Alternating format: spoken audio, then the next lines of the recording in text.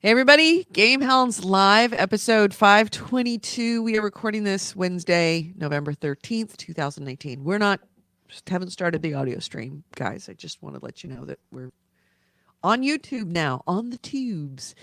And welcome to the GameHounds podcast. I've changed the banner, by the way. Oh, you went to the small ones. I went to the smaller ones because with the bigger ones, if you put the big ones up, it just blocks out whoever's Yeah. on the bottom. Yeah, Sometimes you're it's right you, about that. Gully, sometimes it's Nick. It's never me.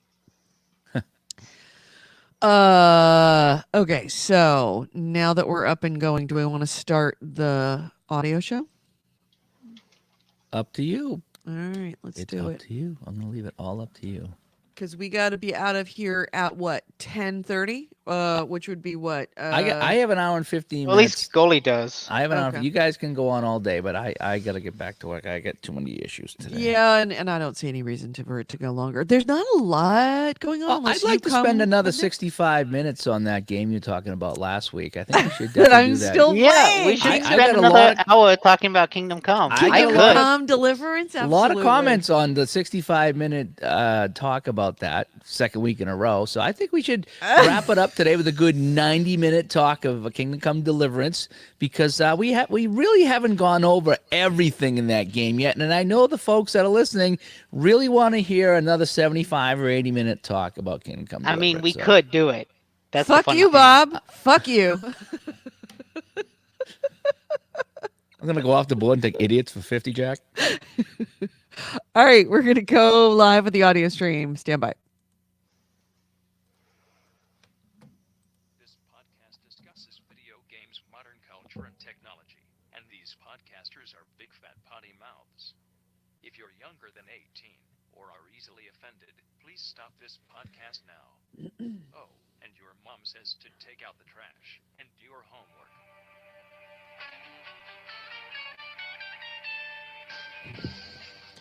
Mics are hot.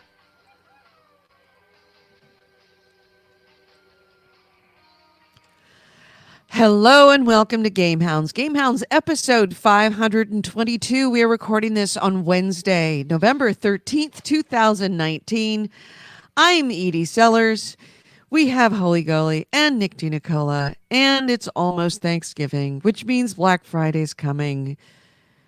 It's the same old, same old. How you guys doing? I'm freezing. I'm absolutely Ah. freezing. Yeah? It's a nightmare how cold. It was 60, 70 degrees the other day. And it was in the teens this morning. It's like, it's November 13th and we're in the teens. Seriously.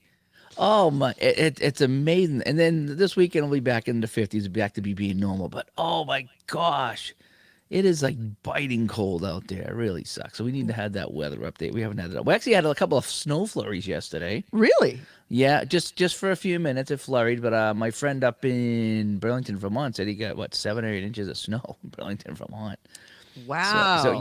So snow has begun here on the East Coast. It started early, but I think this happens every year now. Whereas we get a little bit of snow and some biting cold in November, and then it goes back to 40, 50, not quite 60 for December. So we always get this like little zap of here's what your win is gonna be, and then it backs off a little bit. And you're like, oh, phew, So anyway, yeah, we got a bit of a cold snap. It went down to the 60s, 50s and 60s. that's cold for you guys. It's cold for us. And it was in the low 50s, high 40s overnight, which is great sleeping weather. But it warmed back up yesterday. It was unseasonably warm yesterday. So tomorrow I'm going crab fishing with my brother. What? No Okay. comment? Okay. Yeah, as a thank you for helping me with my shed. I am waking up at 4:45 in the morning in order to be on a ship by 5:30. And heading out of the bay into the ocean to drop crab pots and then fish all day. Oh man, I haven't done crab fishing since like the Hmm. late '80s at that bar we were in. Caught something every time too. That powder works I really knew there good. was that joke coming. I That really just literally that was a not even a slow pitch. That was a T-ball joke waiting for you. I it just was. You literally cheated. put the ball. But I had to swing and hit it. If I didn't hit and Right. swing it, Oh who no, would I you be? had to. I You had know. to. AC Wraith is in the chat room in YouTube. By the way, we are still on YouTube through StreamYard. Thank you very much, StreamYard, for creating a very efficient and easy to use service, as well as Spreaker, recording live on Spreaker. AC Wraith on YouTube says my back went out, so I've been sleeping in a recliner. I had to put a blanket under me to cover the gap between the seat and the footrest because it was so cold. Oh yeah, yeah. That's a hard day. I've had that too. I've been out between work and leaves every day. I'm out 2 or 3 hours doing leaves because I hate leaves in the yards, front, back, side, whatever, and it takes its toll on my back. I've been putting heating pads on my back Oh. at night. Yeah, just like sitting in chairs, and it helps. Don't get me wrong, it helps because I come in and you're getting old now, and you play hockey, and then you go do leaves, and you're like the body just can't take it anymore. It's why I don't live on the East Coast. It's just too much fucking effort. But honestly though, I just saw the videos that I put out some videos with the yard work on my YouTube channel. For me though, I like the yard work because I get out of the house because 60% or 70% of my work is done here at the house, and the other 30% is at the rink. So if I can get out of the house, get off the computer, no one can bug me. I listen to my podcast, I listen to my shows, I listen to sports radio. It's my time away. I'm not unplugged because I'm still listening to stuff, but I'm unplugged from the problems, if you follow that. You know what I mean? Yeah. Where I can go and mow the grass and rake the leaves or walk the dog and just get away from this computer screen and get away from the problems for a while. I actually enjoy it. Sometimes it's just you More do it for so power long to and, you. and you're tired. No, I enjoy it. It gets me the hell out of the house. But yeah, it's been cold, so I've had to come in and put the heating pad on the back, and but it was fine because my friend came out and we get into what we're playing. I put the heating pad on my back while we were playing strat hockey on the tabletop. That was fun. I'll talk about that later. But I was trying to explain what it was. It says picture Dungeons and Dragons for hockey. That's what it is, right? It is. It's hockey D&D. And it was fun. So, and I'm dying to play more of those board games. We played them as a kid, and it's like nobody around here does that too much anymore. Either that or they're so complicated now. I don't know what you guys play, but there's a lot of board games that you're looking at them, and you watch somebody on YouTube play them, and you're just like, nah. Yeah. There's a Godzilla game. I was like, oh, I'd love to get this Godzilla game, and I watched the guy play. It's like, yeah, first of all, I would never figure it out. Second of all, how am I going to teach anybody how to play this game? So, Yep. we need a game, a nice simple game like Sorry or Trouble. Those were good. I like Trouble. I like that bubble. You hit the dice. Oh, Trouble. that's right. That was the one where you hit the dice and it rolled the dice inside the little dome. Yep, yep. A game like that. What happened, Nick? Your headset. This guy. Your fucking microphone. How long you been on the show? You've been on the show too long, but my head hurts. It hurts already. I'm sure they have a game like that. There has to be a new game like Trouble somewhere. Like someone must have made that. We should make it. We should just make a board game where you roll dice and you just move forward. You know what I'm gonna do? No, but you don't even roll dice. You just hit the button in the middle that rolls it for you. I'm gonna start a Kickstarter for Trouble 2. Okay, the board game, and it's never gonna come out. But you can send me $150, and I'm gonna send you fridge magnets. I'm gonna say, sorry, the game never come out. We couldn't release it. We couldn't find a box the right size for Trouble. We couldn't find a dome. So Trouble 2 is not coming out. But here's some magnets of what the game would have looked like. Thank you for your money. Have a nice day. Yeah, we never talked Patreon last week, so why don't you get on that? Thank the sponsors.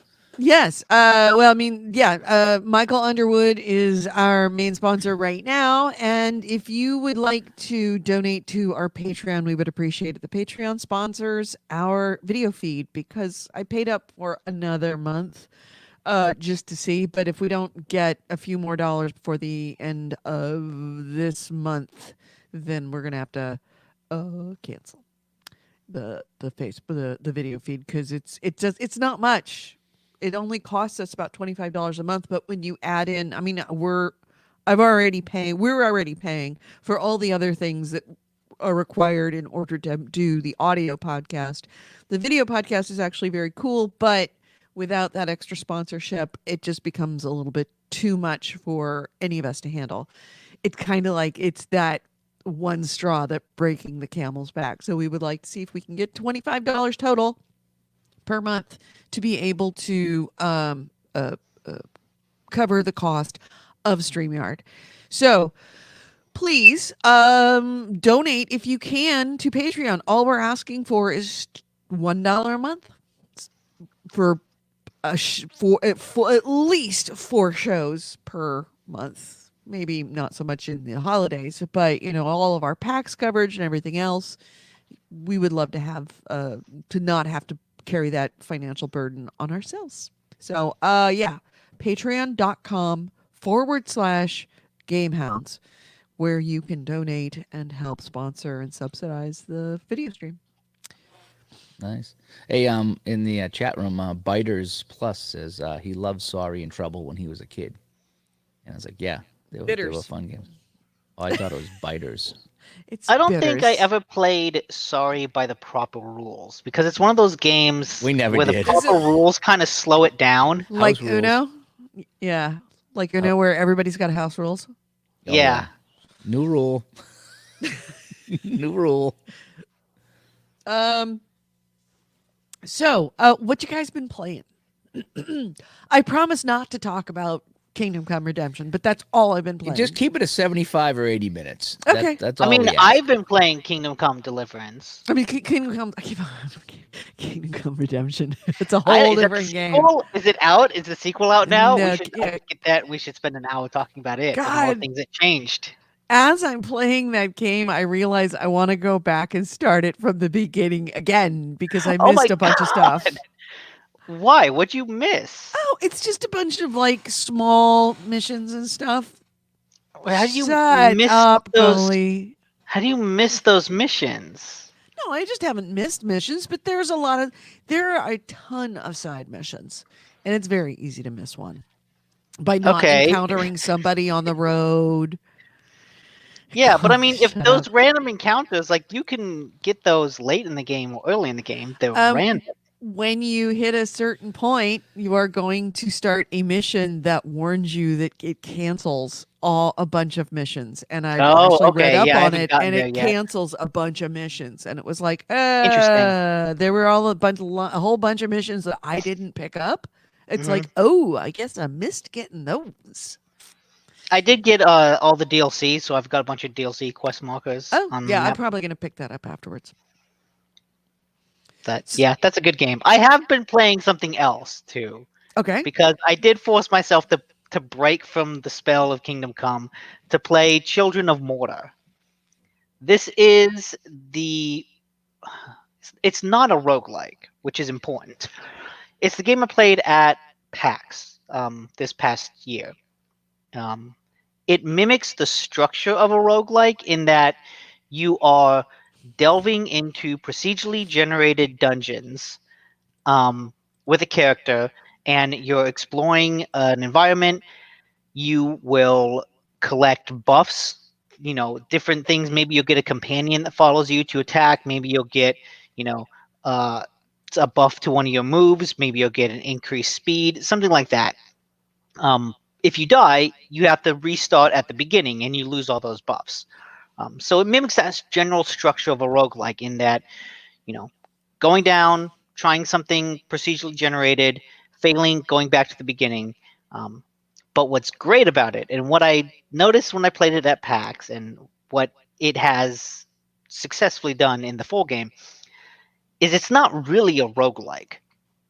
The general gameplay loop mimics that structure, but the game itself is very much just an action adventure game. It's very story driven, very linear, and it feels like it's designed with progress in mind. You are meant to make progress in this game, and that's because the world, the dungeons that you delve into, are split into levels. And so, like the first one, there's like a Caladipo Caves is the first world. Let's say that's split up into 3 levels. And each level has like 3 stages. So I'll go into stage 1, level 1, and if I get to the end of that level, it's done. I don't have to go back to it. I can then start on level 2, World 1, level 2. And if I beat that, I can don't have to go back. I can start on World 1, level 3. And if I beat that one, then the world is done and I can move on to World 2. And so even though each stage is procedurally generated and I do have to go through each stage every run. Once I beat that level, I don't have to go back. And it feels very good to play a roguelike S game where I don't have to repeat the same levels over and over again, where, if I get good at the game and I progress, I actually get to see different stuff. That feels very good. What also makes it great is that every run does matter, because as you're moving, you gain experience for your character, obviously. You gain experience in gold, like you do in any RPG. All that stuff stays with you. You never lose it when you die. Like, no matter how little gold you find, no matter how little experience you get, you always keep it. And so you can use that to just better your character over time. With the gold, you can buy new abilities. And with the experience, you get also new abilities. Just, you're always improving your character. And what's cool is the Children of Mortar. Mortar is the name of this evil mountain. Think of it like Mountain Doom. It's like Children of Mountain Doom. Uh, they notice a corruption is spreading, and so this family, the Bergsons, all decide, well, okay, we need to go into this mountain and find out what's causing the corruption and stop it. And the family consists of like 6 different people. So you've got on screen here is Linda, the archer. Previously was John, who had a sword and shield. You've got a guy with a hammer. You've got a guy like a monk who uses his fists. You've got a guy who dual wields daggers, and you've got this little kid who's like a fire starter, like Drew Barrymore. She just throws out flames. And each of them plays very differently, and they all feel like they are good in different situations. And so that resolves the other problem I have with a whole bunch of roguelikes, is that it always feels like I'm doing the same thing with the same weapons over and over again. If I go through with Linda and like I play with her 3 times, she'll get like this corruption on her. And that basically gives her a debuff. And I'm forced to use other characters who are not debuffed. And over time, that corruption in her will fade and I'll be able to use again. But the game does that to basically encourage you to play as all the members of the family, because each one of them has their own skill tree and their own special moves. And when you level them up, they all level up individually. But what's also neat, just like a little design thing, is if I play as Linda a lot and I level her up a lot, I progress all the way through her skill tree. There are tiers in that tree, and each tier will basically give the entire family a boost. So even though I might unlock a tier that gives Linda more moves, because I got to a new tier, the whole family gets some new move. And so that also feels very good and very user friendly, because if I'm focusing on one character and like I have a favorite, and Linda's actually my favorite, uh, I'm not using her at the expense of everyone else. Even though I'm just playing as her, I'm still, growing the whole family too. The whole family is still getting buffs and is still getting experience from me just playing as her. And so what I love about this game, and I'm really enjoying it, is that unlike the general, just roguelikes in general, I never feel like I'm wasting time playing this game. It never feels like a run was a just complete wash.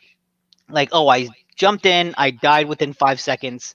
That was just a wasted 5 seconds of my life. It never feels like that, because everything you do carries over, and it carries over not just for one character, but for multiple characters, and you're always getting this sense of progression. And so it captures the gameplay loop of a roguelike, which I think is very fun because it's all about exploration and sort of discovering new things. but it does that within this structure that allows for constant progression and constant improvement, and it never feels like you're wasting your time. And I think it's a very well designed game. The art is fantastic. Like the pixel art is shockingly detailed. Every time you beat a level, the camera goes back to their house, this like mansion in the woods, and it starts from like this high level, and then the camera kind of zooms into the roof and then through the roof and into like the living room where they are now. And it's just such a cool effect because you see the really detailed art of the world, the forest, of the mansion, and then you zoom in and you can see each room of the house. And what's neat is in between each level, just like this, uh, each of the family members will be off doing their own thing. And so in between one level, you might have the sisters hanging out in their room and they might be having a conversation. Or you might have the brothers training outside and they might be having a conversation. Or some guy might be in the workshop complaining about something. The mother might be in the kitchen doing something, or she might be reading. Like all of the characters sort of, it does a good job of imbuing them with a very strong sense of personality that actually carries over in between levels because you get to see what they do in their free time. Like when they're not delving into dungeons, what are they doing for fun? And you actually get to see that. Like some guy's just smoking on a chair, just chilling. Someone's the kid is, drawing pictures on the floor in her room. Uh, so yeah, this game, it's very, very good. It's, if like me, you've always like wanted to like a roguelike, but just could never get into them because the constant resetting of progression just like irked you, this is the game for you.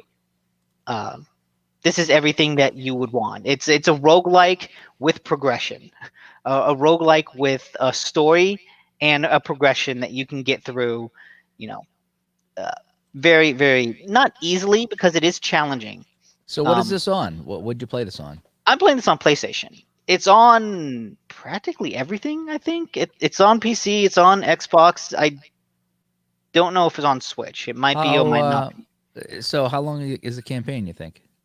Oh, I mean, since it is a roguelike, I beat the first world fairly easily, and actually faster than I've seen other people do it. But the second world has been very tough, and I've had to level up a lot to do that. I think I've put in maybe a good 5, 6 hours in it so far. I basically spent the weekend playing it, and that got me through World 1. So, maybe 5 hours per world, 15, 20-hour game, I'd say. Okay, that's not too bad. Oh, by the Yeah. way, my friend was playing Control, and he rage quit Really? Really? at the first For boss. He said he Control? couldn't beat the first boss, and he just said, "I'm done." Yep.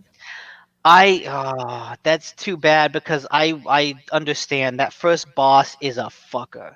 That Yeah, he first said boss is a genuine pain in the ass. there's no difficulty level to switch, so he said he couldn't No, get by. there's He tried not. 10, 15 times, and he said, "Okay, Oh, I'm done. I'm done." that's So terrible. That boss is so awful, but the rest of that game is so good. why do you do that then? Why do you force guys like I him and don't me know, out but of the I game? I totally understand that fucking boss. He flies around. He's hard to hit.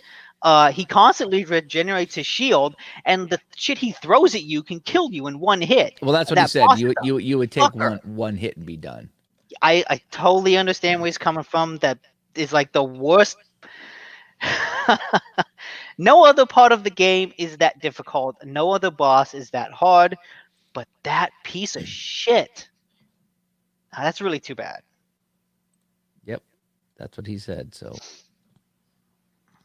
Yeah, I'd say like maybe look online for like hints. Hide behind cover and focus on hiding behind cover and just like pop out, shoot him, then hide back behind cover.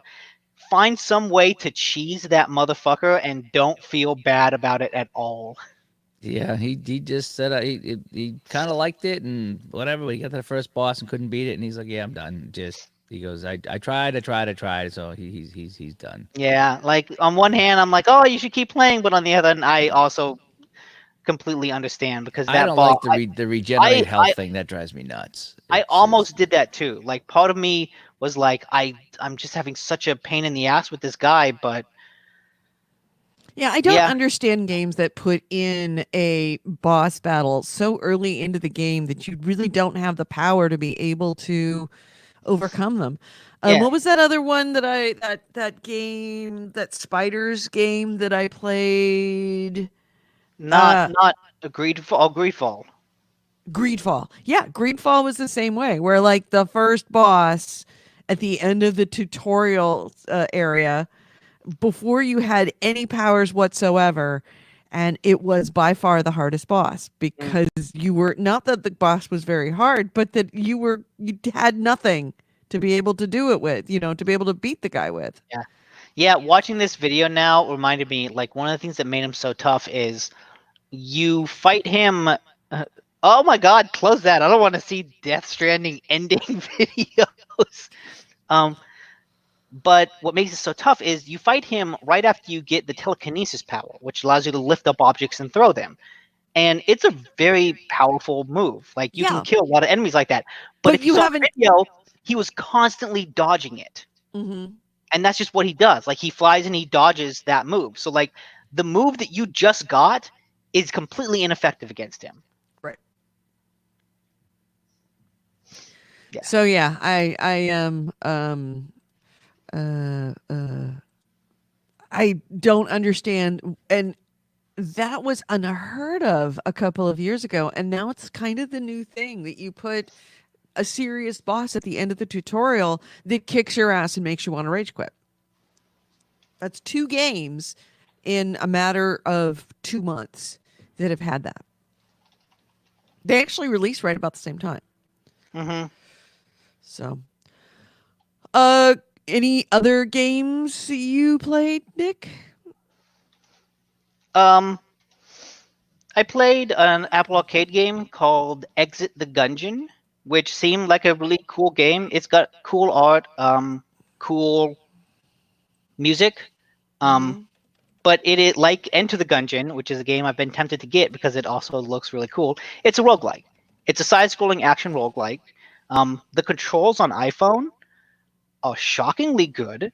Like they work really well because all you do is with your left thumb, all you do is tap left or right and you move left or right. There's no virtual thumbstick, which is good because I think those are really awful just design wise. But all you do is just sort of go left or right to move left or right. And then with your right thumb on the screen, you swipe. And when you swipe, you dodge, you dive, and time slows down. And so that actually gives you a chance to, legitimately aim your dodge and, do some cool Matrix stuff. Um, the problem with it is the problem with every roguelike, like I was complaining about with Children of Morta, or praising with Children of Morta, because it doesn't do this, is, you reset every time. So you go through, you fight the bosses, and it's like, this is really fun. And then I do it again, and I'm like, oh, this is cool. And then I do it again. It's like, okay, I'm kind of seeing the same things, and I do it again. It's like, okay. And then I do it again. It's like, okay, I think I've I've seen everything that the game almost has to offer at this point, and then I do it again, and it's like, okay, same enemies, same levels, same weapons, and I do it again, and it's like, okay, I'm just seeing the same shit for now. I'm kind of done. But it's a cool game. If you like if you like real roguelikes, um, you should pick it up.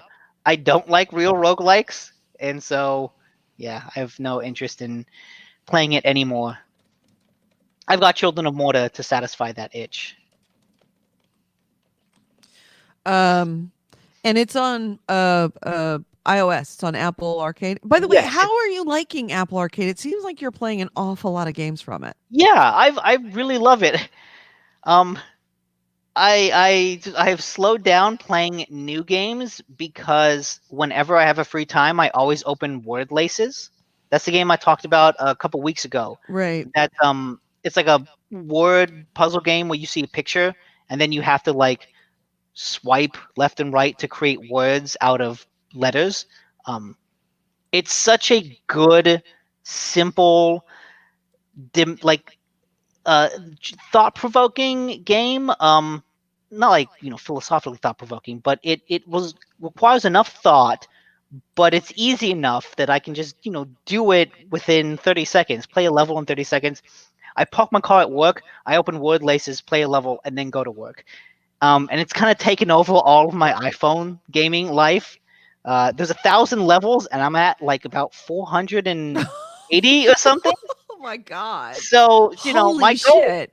my goal is to beat every level in that game. Uh-huh. Um, and that's what I've been playing mostly. But then I've also been playing other little games. Some of them are neat but not fun.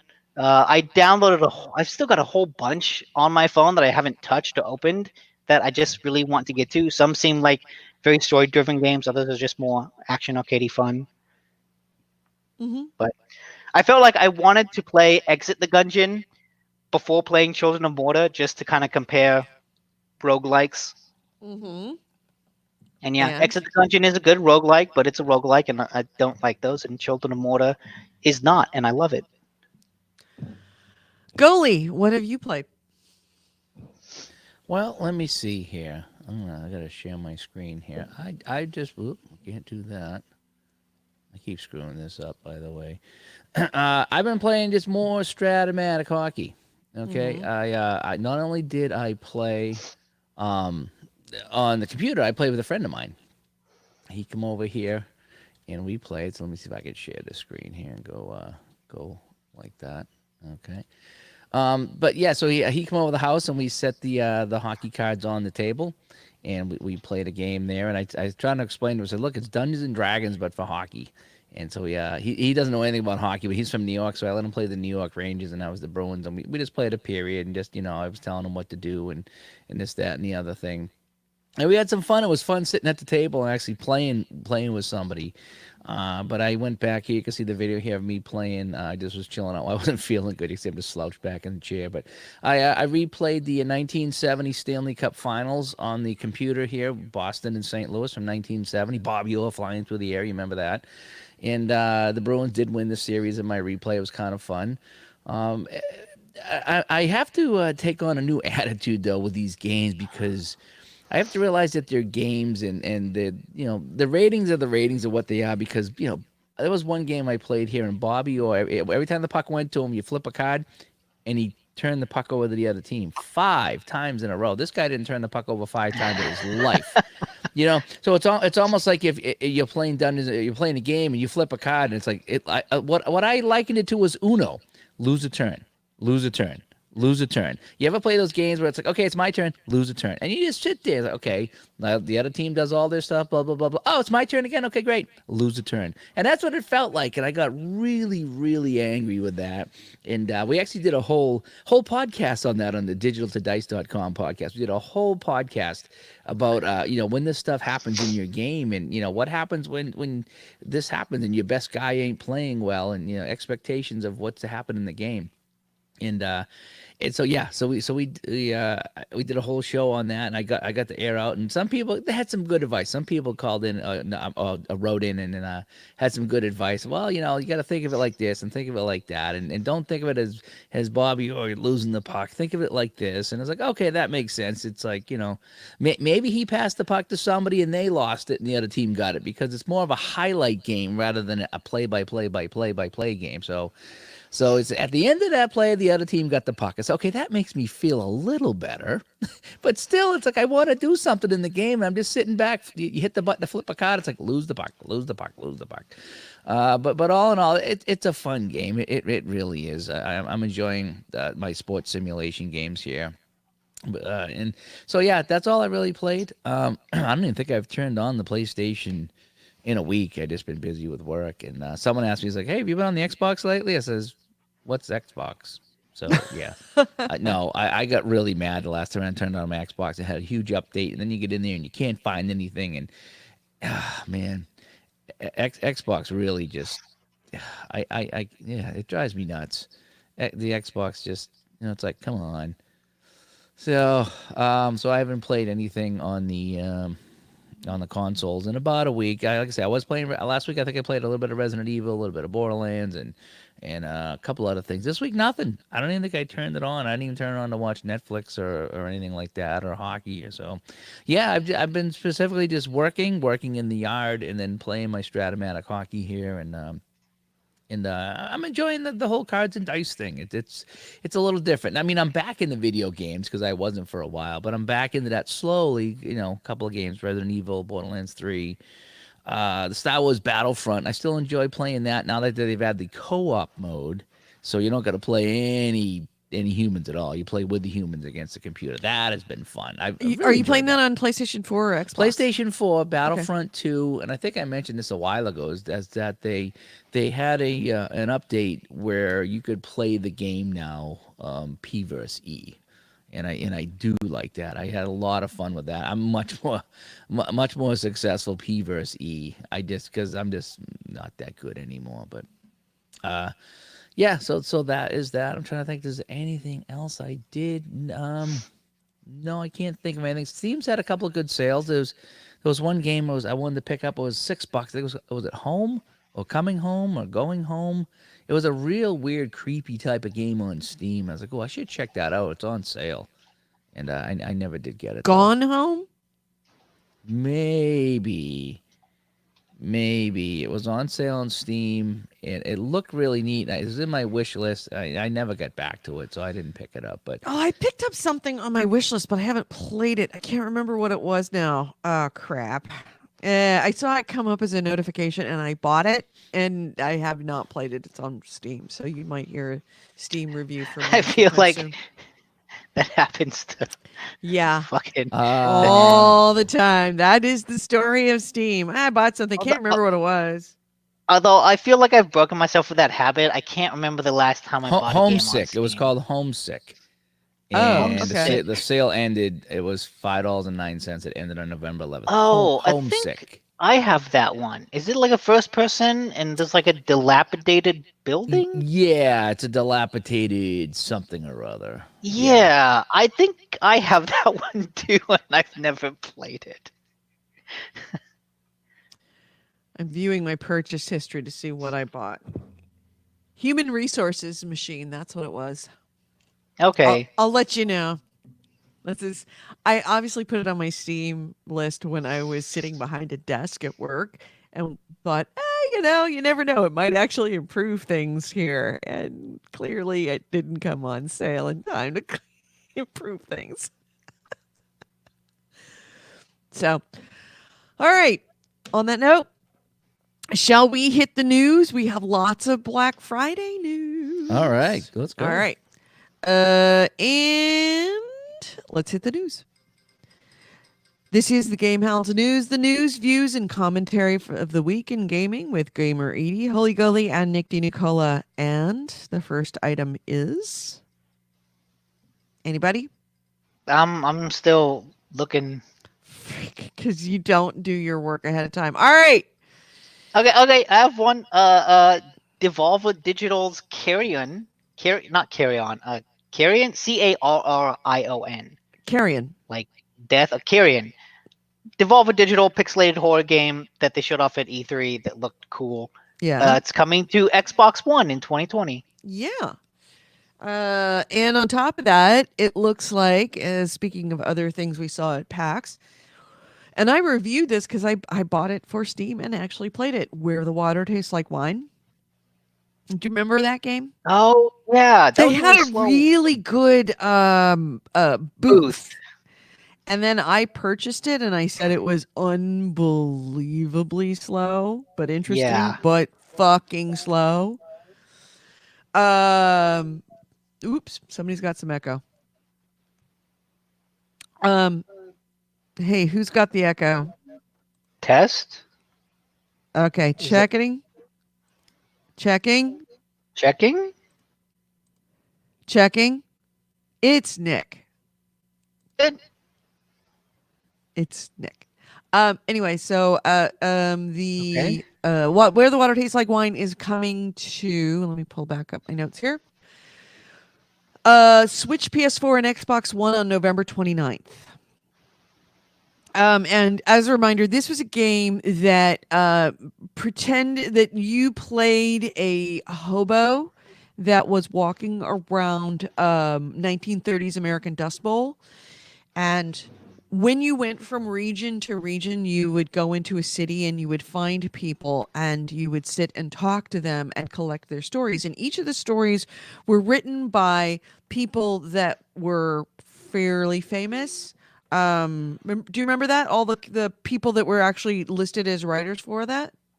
Yeah, What were and some a of them? couple like one of them's Austin Walker, who's at Waypoint. Well, I guess not at Waypoint anymore, but he's on their podcast. He's a good writer. And he's actually writing a comic now. Uh, there was this other woman, and her name eludes me at the moment. Lee Alexander? Yes. Yeah. It's lo-fi. She's a lo-fi let's player. No, I didn't know she And did Let's Play. But yep. yeah, a bunch of just like general, kind of well-known gaming critics like wrote the stories for it. Duncan, did you mention Duncan Fife? Mm-mm. Yeah, But yeah, Duncan I Fife guess was he's on one. it.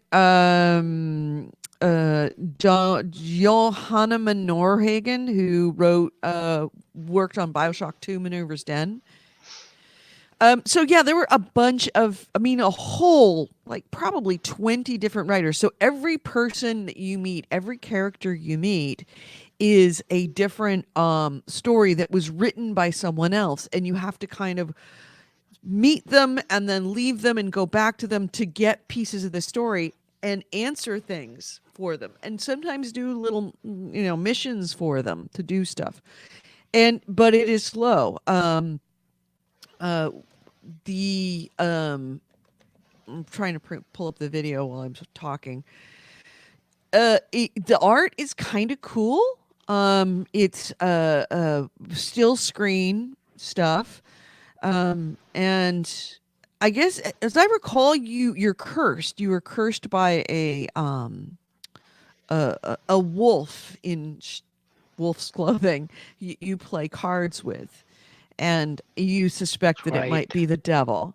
And your currency is stories, the stories that you collect by meeting people. And when you go from region to region, like if you're in the New England region, it's the same song and it's a really good song.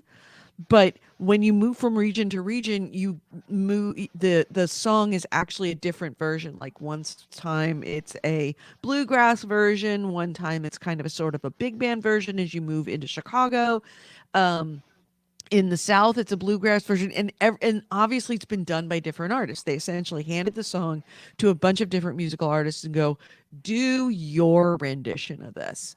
And I guess I didn't know this. Sting is one of the cameos on it as well. Sting does a version of the song. So, Hmm. upside is that it is kind of a neat idea. Downside is it is a fucking slow game.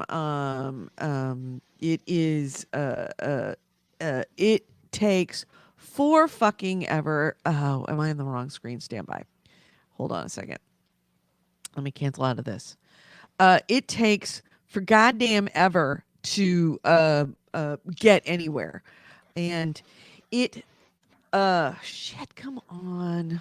Okay.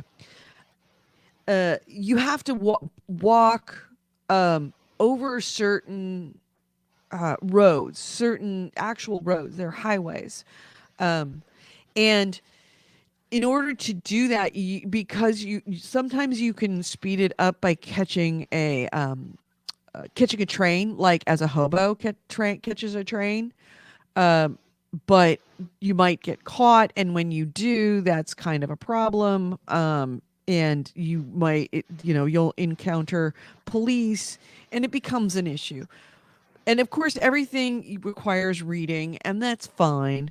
But I'm trying to find where. Okay, here. This is what you have to do, and this is the speed that you have to walk. And you walk literally the whole freaking country. And it's neat and it's slow, but at the same time, it after a while, each of those songs really get on your nerve. After a while, you start to not give a fuck about any of these stories. They're good. Some of them are good, but they're not that good. The voice acting is okay, but not great, as I recall. Um, but most importantly is that this game, despite all of its cameos and celebrities that were working on it, and that wrote for it and that contributed to it, the creator Johann Nordhagen said that it really struggled at launch. He said, quote, "At the end of the day, it's astounding that a game that got this much attention from the press, that won awards, that had an all-star cast of writers and performers, that had a bizarre celebrity guest appearance, failed this hard." The thing is, if he'd have played his own game, he would have known why it failed this hard. It had a lot of celebrities on it, but it ultimately wasn't a very good game. It was deep. It was a mile deep and an inch wide. So that's why it struggled. But that being said, the first, I want to say half an hour, 40 minutes of it are really good because it's a new So if you want to mechanic. play it, Play keep 40 playing minutes it of for an it. hour and nothing else. Right. After an hour, it starts to get bad. I mean, there, you just went from Connecticut to New York. How long was I talking? And you go Yeah. from Maine. Your first thing is you go from Maine down to Florida, and then you go to Chicago. It's really, really, really hard to like it after a certain point. But it is definitely, I could see this being something that's better um on a console, because at least you can sit back on the couch and play it. When you're playing it on a At least I can look at my phone while walking. right. No, that's the thing. You can't. You have to actually be actively doing it. But AC Ray says she worked on multiple Reigns titles, so Edie should have a decent sample of her work at this point. That's true. I can see that. And EC Wraith also says, I wish Lee still did her Let's Play videos. They were fun. That's not what she's known for, though. So yeah, it's coming November 29th. I would say wait, depending on the price, wait for it to come on sale.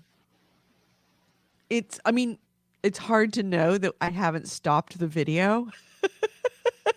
It looks like the video has frozen. It is not. This is actually how slow the game is. Or if you really, really like very slow games that require a lot of reading. Like Red Dead Redemption, slow? Slower. It's way slower. Slower? Way slower. Oh. Like, look, it's still on the same. Yeah. You're still trying to look at New York. Okay, now you're walking again. You just keep walking. You just walk and walk and walk. So that is where the water tastes like wine. I didn't hate it. I saw what it was trying to do, but it was more art than game. Any I have a other couple items things. before we hit Black Friday? There's a thread on this is a Twitter thread by James Sigfield, and he sort of is going over this history of canceled Superman games at Warner Brothers. Oh. And apparently all this stuff is online, or it's leaked online, because he says that he's only going to use photos that have already been posted to protect people that might be under NDA. But he charts an interesting story of DC development, DC games since 2013, where like they would try and develop an open world Superman game and sort of canceled that, and then started another one and canceled that. The company that did Arkham Asylum, oh shoot, what's the name? Rocksteady. I think he says that they were working. Oh, no, maybe not Rocksteady. WB Montreal was working on a Suicide Squad game, but they had to cancel that. And a lot of it was because WB was mandating that the games use the same engine as Arkham Asylum. And Batman, that engine was designed for like fairly contained spaces, and it couldn't handle Superman or some of the Suicide Squad members leaping through the world very quickly. Like it couldn't handle that from a frame rate or drawing in the world perspective. So that's one of the reasons some of those games were canceled. Um, but James Sickfield, track him down on Twitter and look through the Twitter thread. It's just an interesting sort of walk through history and seeing all the games that you never knew existed. Like you hear about all these studios that, like, they put out a game and then 4 years later they put out another game. But what you don't know is that there's like 2 or 3 games in between there that they worked on and then decided against. It's always interesting seeing the graveyard of failed projects. Mm-hmm. Which didn't necessarily fail for any like horrible, catastrophic reasons. Just the same reason any project fails is you try it and you're like, yeah, actually we can't do this, and so you cancel it. And it's just Right. interesting to see the ideas that they were kind of throwing around. All right, Goalie, did you bring anything? Do you have any random No, I bullshit didn't. that you I normally didn't- bring? I didn't get anything this week. I told you, I haven't played a game. I haven't even been on Twitter to look. I haven't done nothing. So it's gonna be up to you guys today. Okay. Okay, I have another kind of a dick move by EA. Okay. Excuse me. So this would be the Which- first one ever. Oh yes, this is normally EA, Electronic Arts, beloved amongst gamers. They are putting out this week Star Wars Jedi Fallen Order. One of the common games with 2 colons in it. Star Wars Jedi Fallen Order. But it actually looks really, really good. If you have EA Access, what you usually get is you get a play first trial. So with Need for Speed that came out last week, people with EA First could log on to their, EA's their launcher. I forget what it's called, Origin. Log on to Origin, play the game for free for 10 hours, because that's one of your perks that comes with your subscription to EA Access. Jedi Fallen Order is not going to have that play first trial. EA says that it's to reduce the risk of spoilers, but it really seems like they know they have a hit on their hands. They know they have a good game, and so they just want to limit people playing it for free in any way that they can. That's how it comes across to me, at least.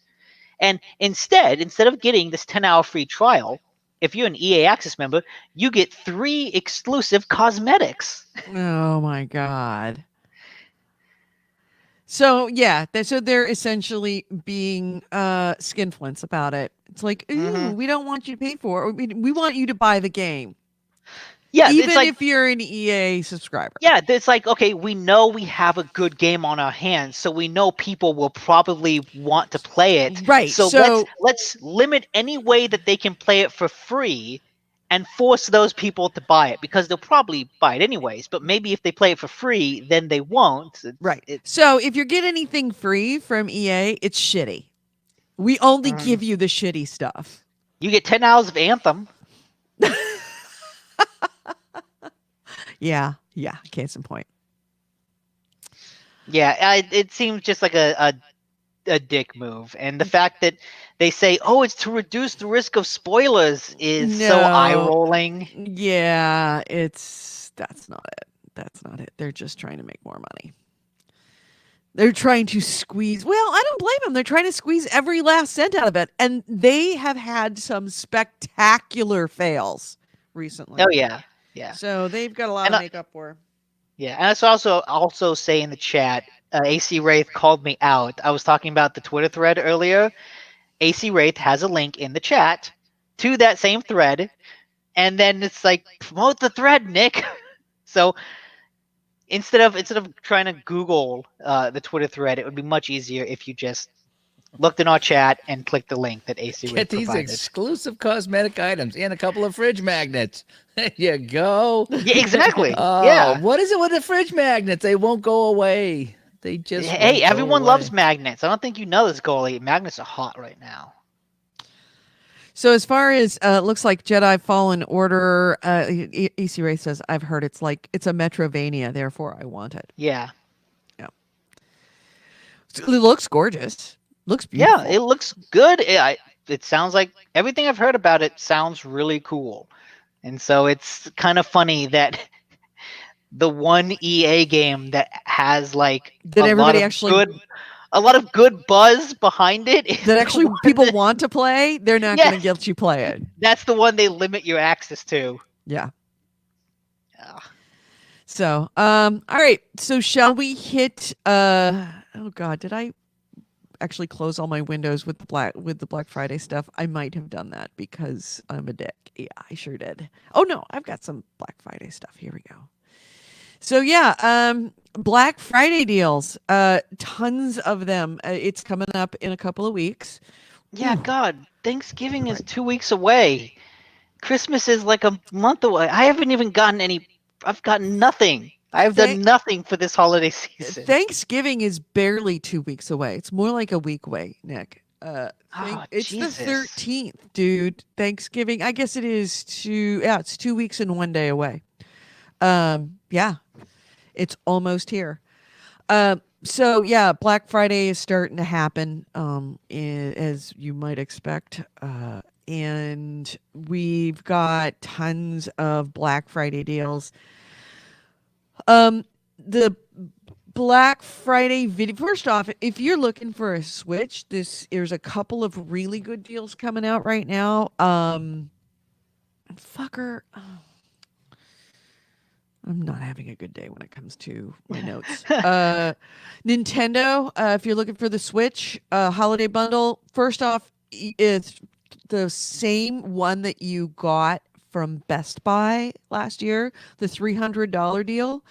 Is available. Is going to be available. That also has a Mario Kart 8 copy with it. That Best Buy is offering that one again this year. In addition, and it's also the launch model, so you don't get the upgraded battery or anything that you would normally get for a newer That's Switch. right. Do they have Skyrim on Switch? I think they do, right? Nick I think would they know. do. Yes. Do you really want to play Skyrim on Switch? I have some handheld devices. I just don't play them. I mean, I always say, "Oh, I'm gonna get one and I'll play it in bed or I'll play it whatever," and I just never do. No. But I mean, because we're grown-ups. Like Yeah. Nick, we're grown-ups. We don't play handheld Yep, stuff yep, unless it's we're on on a Switch. plane. I mean, playing on the iPad, I guess, once in a while. But I mean, for the most part, I either want to play the computer or the PS4. I guess I don't Right. want to. So yeah, that's essentially a $50 game that's being bundled with the Switch. So it comes out that the Switch equivalent of $250. So that's not bad. There's a Kohl's going to have a slightly better, I think, bundle for you. It's a $320 bundle, but it includes the updated Switch with the extended battery, a carrying case, and a Power A Joy-Con charging dock, which is that's $45 worth of stuff. And you get the updated Switch for $20 more. And you also get a $90 in Kohl Cash as well, which is a huge thing. So you add up all the costs of everything else that you're getting with it. So that's 45. That is $135 worth of stuff for $320. So it really brings the actual value of the cost of the console down considerably. So yeah. Also, it's, if you're going to be in Kohl's anyway on Black Friday, you might as well pick it up because that's definitely the better one of the two deals. As for some of the games that are going to be available, Best Buy. Here, I'll just share the screen because I am going to have way too difficult a time actually bringing it. And this is from the GameSpot article. Here's some of the deals you're going to be able to see at Best Buy. Let's see. We've got all the Lego stuff is only $20. Mario and Rabbids Kingdom Battle 15. These are all for the Nintendo Switch. Rocket League 20, Rayman's Legends Definitive Edition 15, Yu-Gi-Oh! Has Legacy anybody of the played Duelist. Rocket League in the last 6 months? I haven't, but I know a lot of people I do. know a lot of people have. I didn't ask I know. if you I knew know a lot of somebody. people who do. Not I us. asked you as Right, in because you we're and not you. hyper competitive. It is a hyper competitive. I'm game just now. asking if I every now and then I put it in and I'll play just by myself. It's probably been a year and a half, but I just didn't know if you guys did. PlayStation deals at Best Buy are going to be Anthem $10, which is $10 too many. I was gonna say, is that a 10? Does it come with a coupon? I mean, you know. Assassin's Creed Odyssey is 15. Let me see if I can zoom in so you can see this. Yeah, there we go. You zoom in. There we go. Now you can really see it. Assassin's Creed Odyssey is 15. Battlefield 5, which is still a very legit game, 15. Borderlands 3 is $28. I was That is reading a something good about deal. Battlefield 5. They did they add a mode or a map or something to that? I think they added a mode. I noticed that the icon changed. So they've obviously added something, but I haven't gone back to it Okay. to find out. So Nick, go chat room and Nick, since you're a fucking idol right now, look up what did they add to Battlefield 5 recently that caused the icon to change. You just got shit on, Nick. Yeah. I'm gonna say it was a patch. Devil May Cry 5, $15, also a very good deal. Division 2, $15. Yeah, I'd say the first 30 hours are worth $15. Oh, look at this one. Ghost Recon Breakpoint, $28. Yep. Has that thing fallen out of the sky or what? Yeah. I never got it. That's probably the first Ghost Recon game ever that I didn't get. And I'm hearing nothing good about it. Yep. Let's see. We got God of War is 10.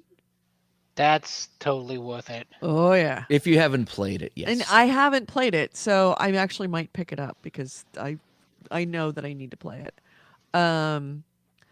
Let's see. We've got Greedfall 30. I think that's a bit high still. Honestly, that's not that great a deal. I paid 40 for it, and I was pretty happy with it until the end, and then I felt let down. So maybe 30 is okay. Let's see. Little Big Planet, they're still making those freaking games? Why? There hasn't been a new one of those for a while. Okay, well, Little Big Planet 3 is $10. Yeah, that came out a long time ago. Okay. Persona 5, $10, totally fucking worth it. Oh my god, totally worth it. Persona 5 for $10 is the deal on here. If you have not played Persona 5, this is your opportunity. It is fucking awesome. It is a lot of hours of really good gameplay. Uncharted 4, I have yet to play that. I may pick that up for $10 too. So there's a couple You of things. should. That game is fantastic. Yep. Actually, the Nathan Drake collection, that doesn't include Uncharted 4, right? No, I think that's 1, 2, and 3. 3, yeah. I all right. I also don't think it includes the spin-off, which was also very good. Yeah, I tried. I started the spinoff and then I dropped it. It was not great. So, Xbox It's good. One, Diablo 3 Eternal Edition 15, which isn't bad. Fallout 4, Game of the Year. Yeah, no. Don't do it. Back away. Gears 5, $25. Grand Theft Auto 5 Premium Edition, Gully's favorite game of all time. Sea of Thieves, $20. I don't know. I wouldn't. You might love it. I just find it horrible and toxic and full of The Witcher's preteen still boys. $20. The Witcher 3 still $20. Because Oh, it's boy. still that good. I know that's like the bottom out point. 15 to $20 is like the bottom out point. But boy, I tell you, I picked that up. I bought the Witcher 3, played it all the way through, but then I got the deluxe one so I could have everything with it. I think I bought that for $20, like 3 years ago maybe. I bought it a long time ago so I could have everything with it, and they're still selling it for $20. Yep. So as for console deals, PS4 Slim is going to be $200, and it's bundled with God of War, Horizon Zero Dawn Complete Edition, and Last of Us Remastered. Oh, that is a very good deal. Xbox One X with 1 terabyte with Star Wars Jedi Fallen Order Deluxe Edition and a 3-month Xbox Live Gold subscription is $350, normally $500. Also a very good deal. Xbox One S with NBA 2K20 is $200. Xbox One S 1 terabyte, all digital edition with Minecraft, Sea of Thieves, and Fortnite DLC, $150. Hey, if you don't really want a hard drive, it's not a bad thing. Then we already talked about the deal with the Switch. PlayStation VR Mega Pack bundle with camera and 5 games, $200. Golly, this might be the time to go to VR. I can't. There's very little VR I can play without getting sick. There's some I can. There's some I've played that it hasn't been bad, and some I've done, but most of it, yeah. I mean, if you sit in one spot and can look around, that it's really fun. But as soon as you start moving, you get that Z axis or that I don't know what axis that would be. I'm done. I am done. Can you explain to me why the whole Switch controllers look just like a freaking Xbox controller? Because that's what everyone. Because that's the used Pro to. controller. Okay, well, the Pro controller for a Switch, branded for let's see, for Zelda, Mario, Pokemon's branded ones are $15, and a Pokeball Plus controller, if you're into that, $20, normally $50, which is way better. Where did I see? I think it was Target, and it's $45 as a Best Buy as a Black Friday deal. So $20 is a very good deal. DualShock 4 wireless controllers are $40. That's also a very good deal, and I highly recommend it because I go through a lot of these. I'm on my 4th. I like the colors that they have. Yeah. Xbox One wireless controllers are $40. Nintendo Elite Edition Switch Starter Kit is $15. PlayStation Gold wireless headset, $70. That is also a good deal, and a bunch of other good stuff like that. Deals elsewhere. We are obligated. Oh, come on. Where are you? We are also obligated to talk about Target. Target also has really good deals this year.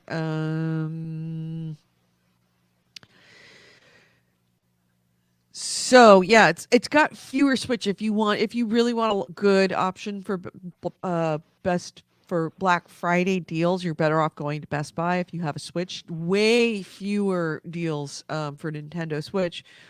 But PlayStation 4, you've got Borderlands 3 for $35. I believe that was $30 at Best Buy. And fewer games, but looks like pretty good deals. It looks like Best Buy definitely has the better deals. Yeah, the one. NHL 20's 35 here. It was 30 at Best Buy. Ghost Recon Breakpoint's 30 here. It was 28 at Best Buy. Yeah.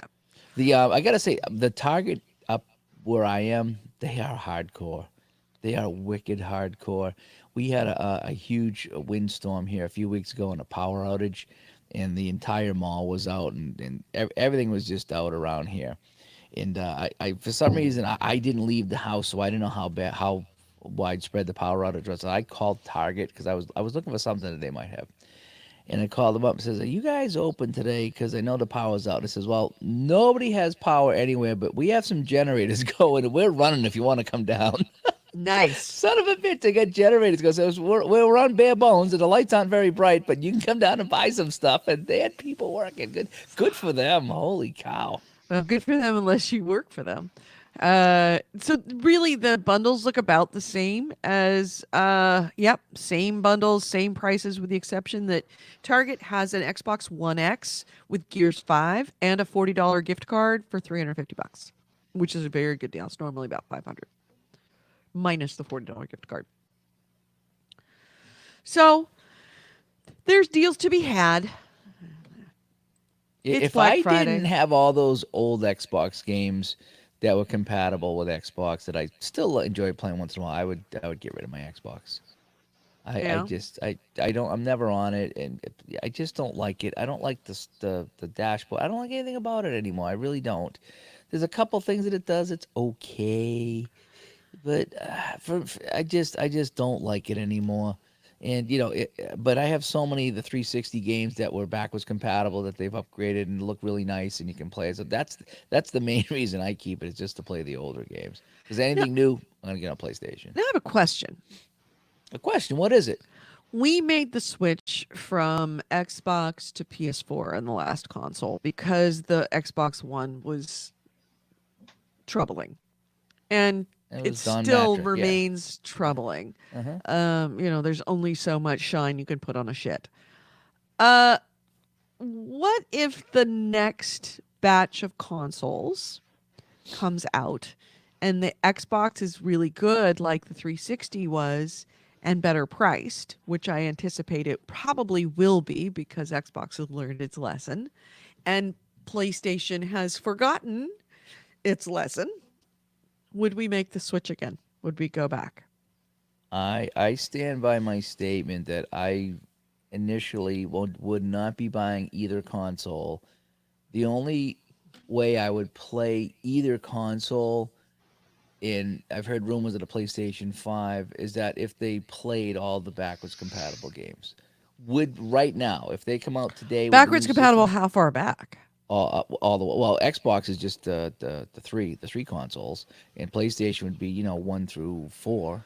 So if PlayStation 5 come out and said you can put in any disc from any of our catalog and it'll play, I would get the PlayStation 5. Conversely, if Xbox said you can put in any Xbox disc from the original to 360 to the Xbox One to the Xbox Two, whatever it's called, I would be more inclined to get that. So if they come out and they say nope, it's only going to run the new games, I have no intention of buying a new console for quite some time.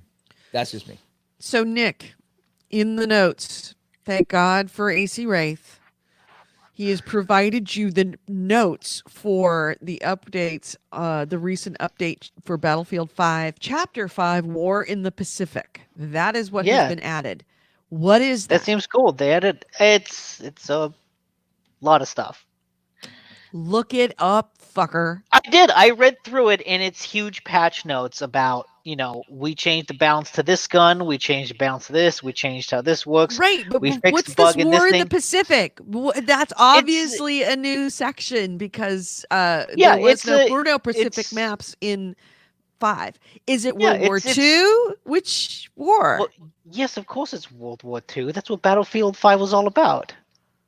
Battlefield 5 was it World War II? No, it was World War II. Sorry. I World was War thinking World War Battlefield 1 One. was World War 1. Yeah, you're right. You're right. Sorry. Yeah, it's just it's new maps, new factions, some new vehicles and weapons, and all the stuff that comes with adding new factions to the war, because you've got US and Japan, and they're playing in I guess they added the new maps were Pacific Storm and Iwo Jima, but I saw that they also added Wake Island, Uh-huh. that classic. Oh. But And so it's not Battlefield 1942, so no, but 1943. it's Battlefield 5, which is also very good. By the way, I also want to mention in the Spreaker chat, hi Ryan Stevenson. He's in there. So he's holding down the fort in there. And I wanted to acknowledge that I am looking at the audio feed to make sure that there are people there. And he said this quite some time ago, but hello. So yeah, I don't know. I mean, I think you're asking a lot, Goalie, for backwards compatible all the way back to the beginning of time. There have been Again, rumors you asked. that You that the asked. PlayStation was looking into doing something like Yeah. that, or that they're trying to do something like that. We don't know exactly how successful they Or are, at but least, it's at definitely least something that they've been wanting to do. or at least do what the Xbox did, is you put in a disc and it would download the ROM and play it. But I mean, like, all these games I got behind me here, I would rather play those on a new console on my big TV than to pull out the old ones here and play on a smaller TV. So again, you ask, would we switch? Right now, I'm not going to either one. I just don't play enough anymore. And with me getting older and video games getting more into VR and getting more P versus P and multiplayer, and then campaigns are getting thinner and thinner and thinner. The video game, I'm not the target audience anymore for video games. So for me, I need to go back and play some of my favorites. So you know, again, I don't know what would come out that would get me to go and spend several $100s on a new system. Just not right now. Right. I'm obviously going to get one because I still feel connected to my consoles, but I wouldn't mind going back to the PlayStation, or sorry, to the Xbox. I miss my Xbox. And every time I turn on the Xbox One, I miss it even more. But I realize that I'm kind of ignoring a whole section of that experience of console gaming. And I don't think you're there's missing much. yeah, that's the thing. It's like when I go there, I realize I'm not missing much except all my old friends list. And there's a ton of people. Yeah, I yeah. came across somebody last week who went to a disaster preparedness course that I trained. And she went and after the class researched me, looked me up on the interweb, and found GameHounds. And she saw that there was the uh, banner screen on one of our shows was a claptrap back when we were talking about Borderlands. And she reached out to me and said, "Oh my god, another grown-up gamer. That's awesome. I'm a grown-up and I game and I love it." She's got a little kid, like she's obviously way more grown up than I am in some ways. But she said, "Oh yeah, we play on Xbox. We have two Xboxes in the house. Sometimes we do couch co-op. We don't play online very much." And I realized that I didn't. I actually had to. I felt bad afterwards, but it was several days before I sent her my gamer tag and said, "Add me to your friends list," because it's kind of pointless. Previous to State of Decay, I had not been back on that console for something like 2 years. Mhm. So there's just nothing drawing me back. Well, because I think the truth is, like the last generation, I got the 360 and the PlayStation because it felt like you could need it to have both. Um, but this generation, for the most part, you really don't.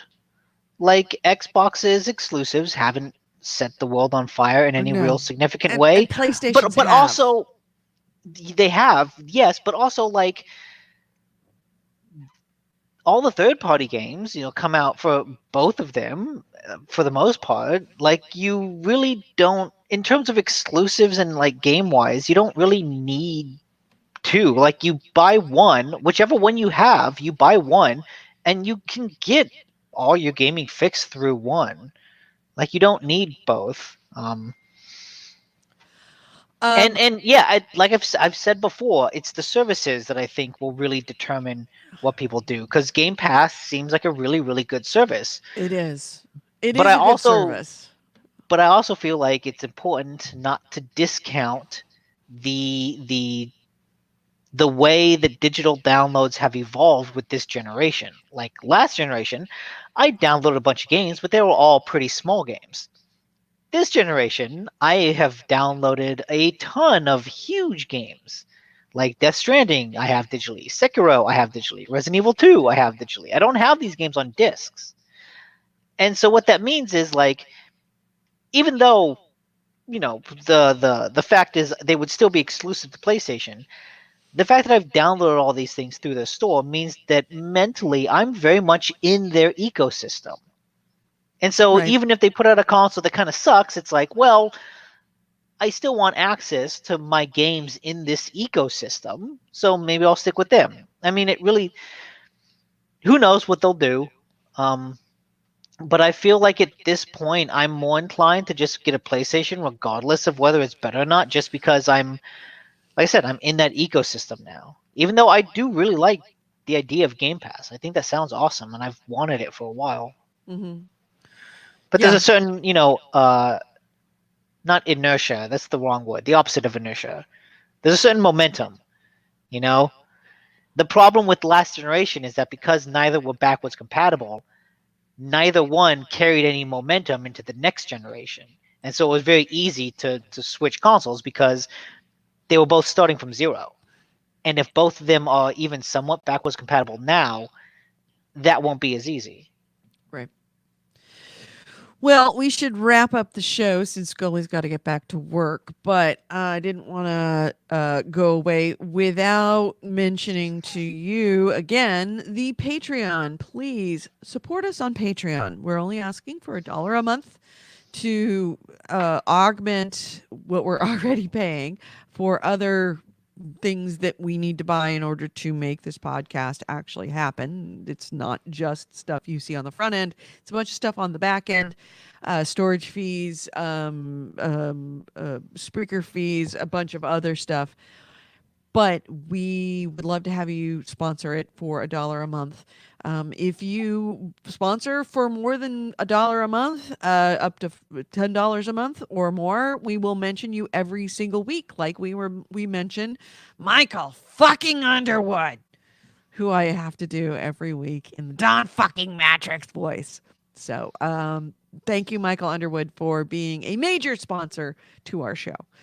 And if you would like to be a sponsor and or major sponsor, you can go to patreon.com/GameHounds. Please help us keep this video feed alive because I think that the video is actually really cool and it brings a lot to the show. In the meantime, is there anything else that we want to talk about before we close out this show, gentlemen? No? No, it's just getting No. close to Black Friday time. Yep. All right. So we will talk to you next week. And let's close this out. You've been listening to GameHounds, episode 522. We recorded this on Wednesday, November 13th, 2019. I've been Edie Sellers, and with me has been Holy Gully and Nick DiNicola. Ways to get a hold of us. GameHounds.net is our website, and GameHounds@gmail.com is our email. We record this show live every Wednesday at 9:30 a.m. Pacific, 12:30 p.m. on Spreaker.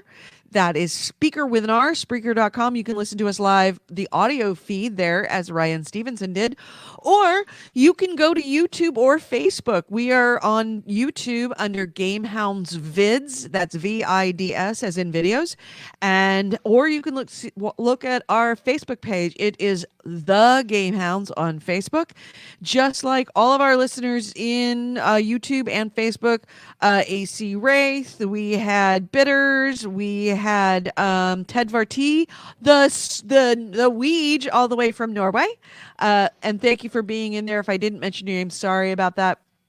But you can join us Wednesday, 9:30 a.m. Pacific, 12:30 p.m. Eastern, Spreaker, YouTube, or Facebook.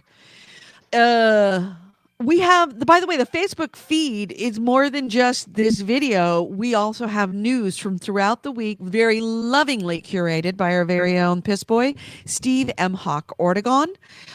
You can check with the Facebook feed, that is The GameHounds, and also everything that we talked about was linked in the comments on Spreaker, on Facebook, and on YouTube. It is amazing the work that he does. AC Wraith, our link bitch, thank you so much for just filling that gap and doing the research that Nick doesn't do. Just saying. Why would I? He does it. Yeah. Nick In doesn't it. fill any gaps. AC Wraith, the enabler. thank you so much for everything that you do. What does that even mean? It enables you to be a lazy mofo. Yeah, I'm gonna say it's a patch for 40. All right.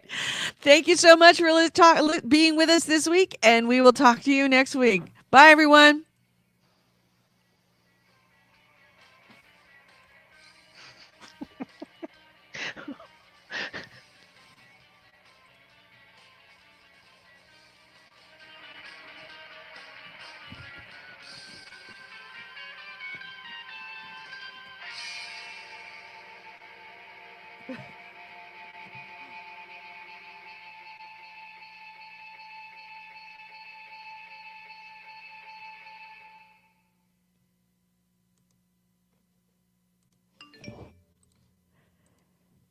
And we're out on Spreaker. We are still here on Facebook.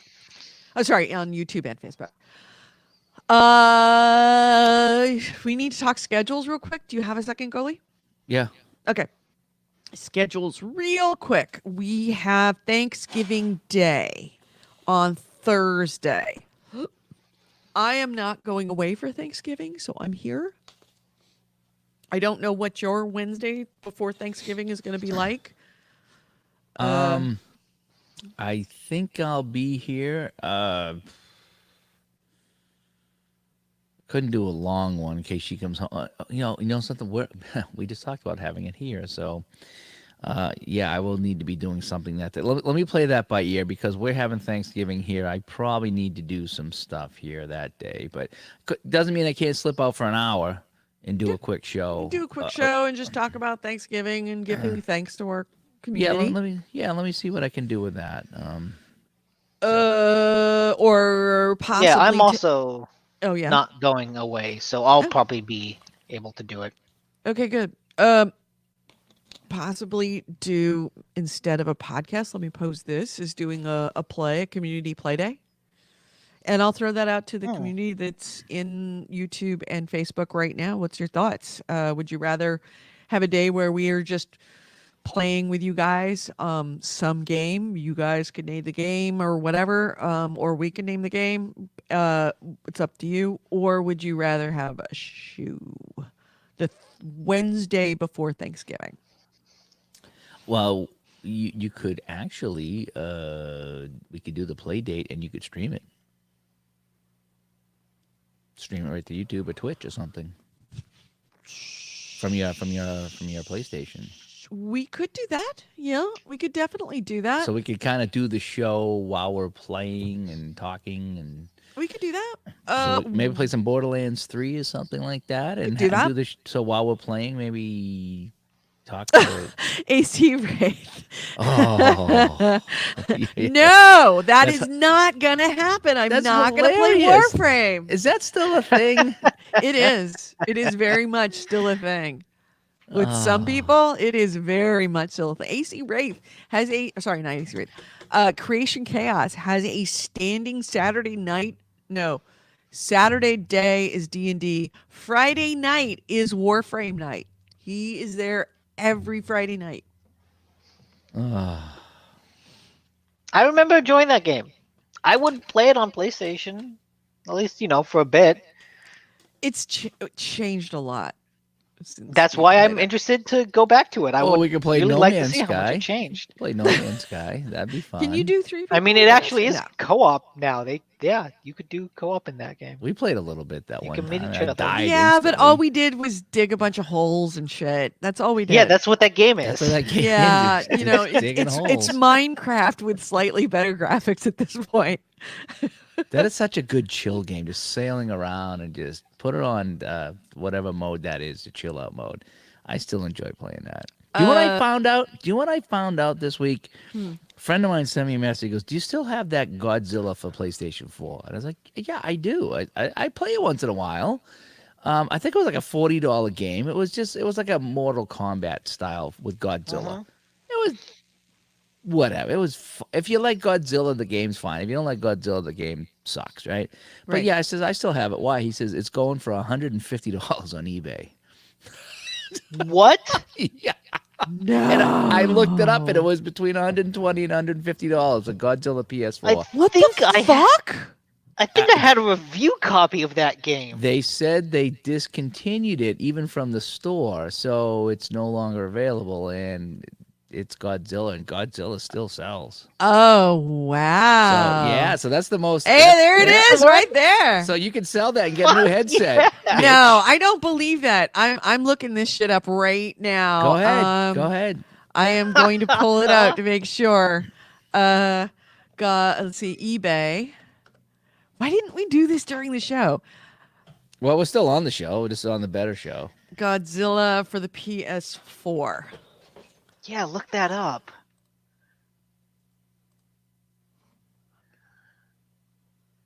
Oh my god, it really is going. Wow. That's crazy. What other games do I have in here that might be worth something?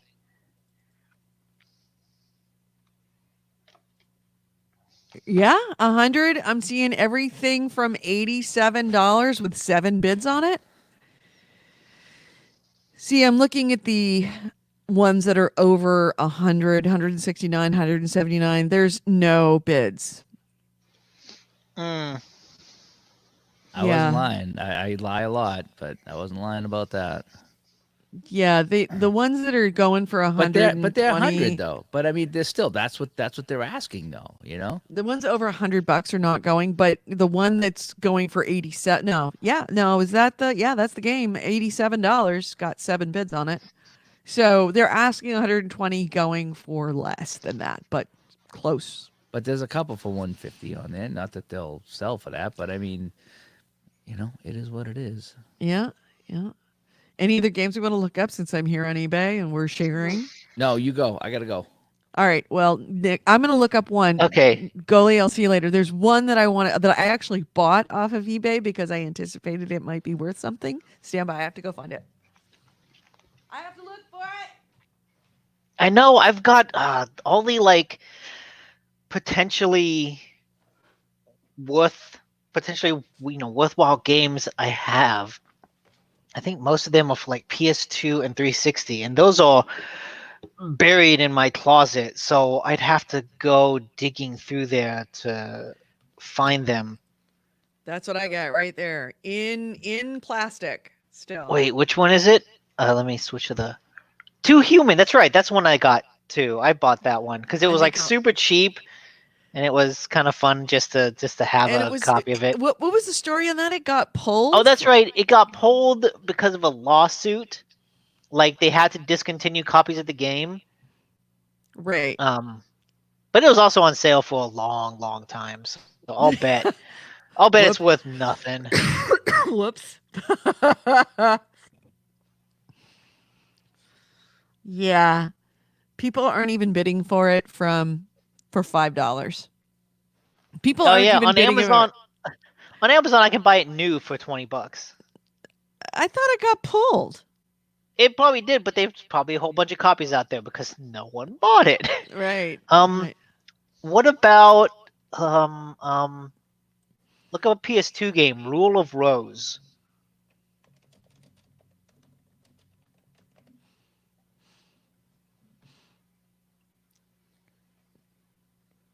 Oh gosh. Wait, Rule of Rose PlayStation 2 game complete 500. That does not have a bid on it. No, it doesn't have a bid. Does it? Wait, the $132 has 3 bids at Yep. the top. Jesus Christ! But it looks like it's in plastic. Oh, is that one in plastic? It looks Okay. like it. Maybe. Let's take a look. No, not necessarily. No, it hasn't. It's been taken out of. It's like new. Oh, damn! It's been taken out of plastic. So I could get $132 for that one. What's another one? Look up Shadow Hearts 2. There's 17 Rule of Rose, Sony PlayStation 2, 162, and it's got 17 bids.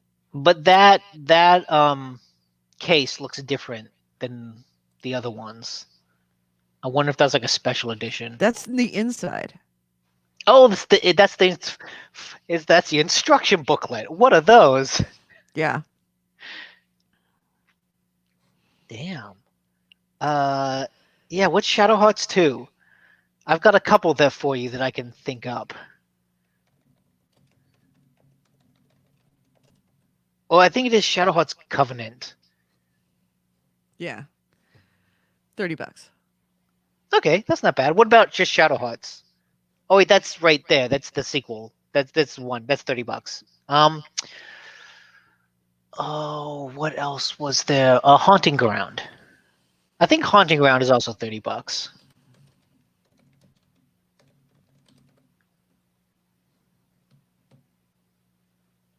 Oh no. Wait, do I have Haunting Ground? Or did I get rid of it? Hope you didn't. Yeah, because then I won't be able to play it again. I like that one too.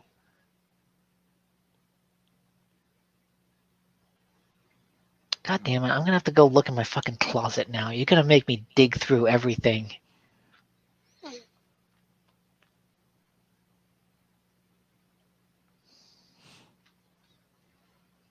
Damn, there's people That's what selling they're that for asking, but a I lot. don't see anybody bidding. I don't see any bids. Oh, yeah.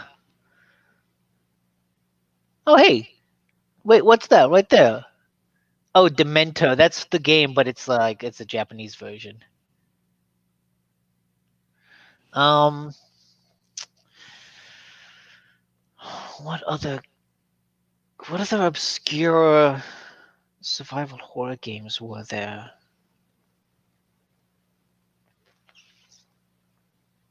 Fatal Frame 2?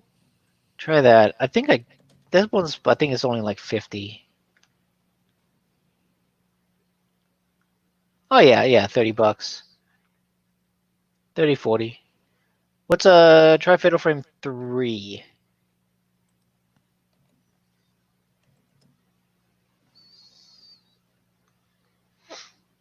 Okay, yeah. It costs about a new game.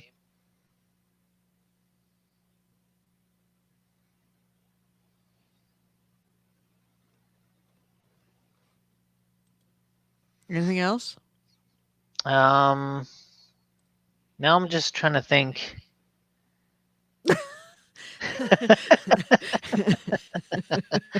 Ace, you're See, Ace. I You're don't know. hilarious. I don't know if I still have that because I think there was a moment. I distinctly remember a moment years ago when I was looking to buy it because I didn't have it and I just wanted it as a collector's item, and it was like $30 at the time. God, I really am. I don't. The litter box is right in front of all the games. I don't want to go digging through there. It's all the PS2 games that I have left. Not many left. I sold a bunch of Oh, them. geez.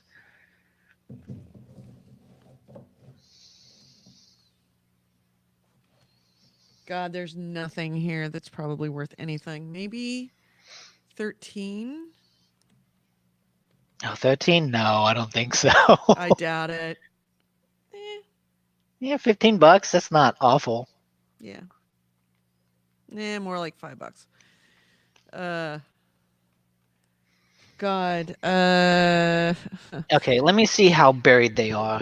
All of it is DDR stuff that Kevin made me keep.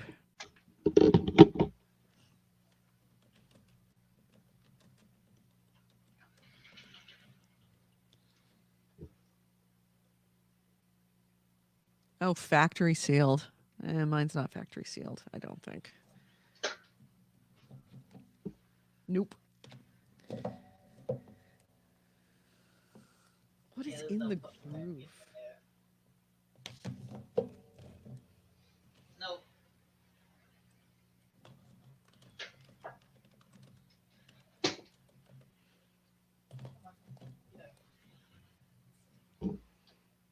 Yeah, nothing I have that's worth anything. Yeah, there's no way I'm digging through those. Not right now. That's gonna take some time to look through those games.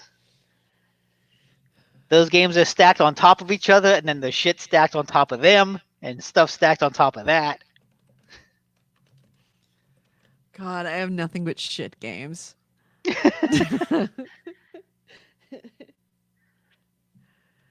Look up Siren for PS2. $20. Okay. I'm trying to think of just.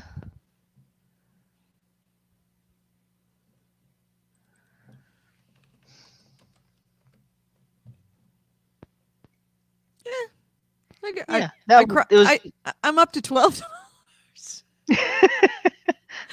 No, $9, no bids. All right.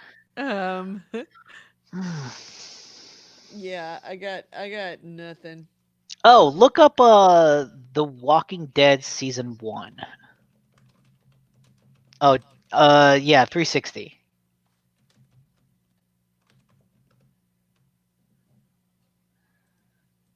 $10, $15, if that. Okay. I was wondering if because it was a disc based, it might be special.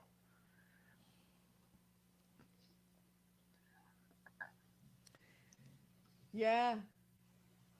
I got nothing. Um,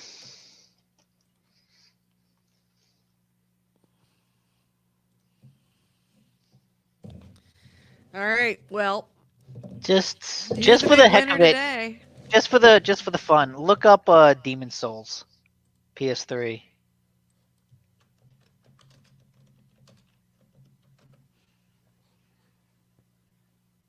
Okay. Yeah. God, now I really want to know if I have Haunting Ground. I know I have Shadowheart's Covenant. I know I have Rule of Rose. No, you have Godzilla. Yes, I know I have Godzilla. I proved that one.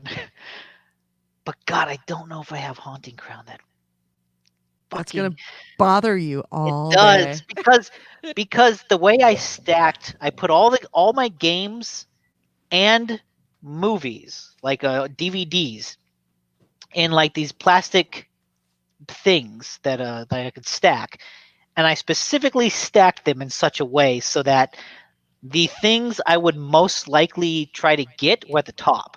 Mm-hmm. That means DVDs were at the top. Below them were 360 games, and below them were PlayStation games. So PlayStation games are at the absolute fucking bottom. Ooh, look what I got. Ooh, race driving? That's the Japanese one. That's a lot of money though. Bought it in Japan Oh, really? Oh, for fuck. 500 yen. Nice. Yep, there it is. Okay, you got something good. No, because some of them are 1 penny. Well, that's just the starting bid. Although it's only got a day left. Yeah, I know. Maybe I should bid on that one. Oh, what are some PS1 games that I have? Oh, look up Legend of Dragoon. Legend of Dragoon PS1.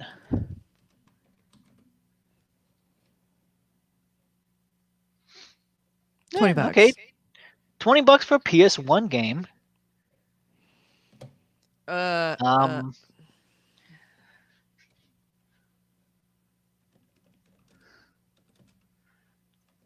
Fallout 3.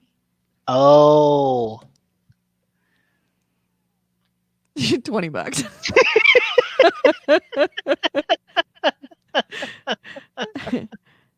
Oh no, that's a mug. oh, okay. Um, Oh wow, that's kind of cool. Check that out. oh, neat.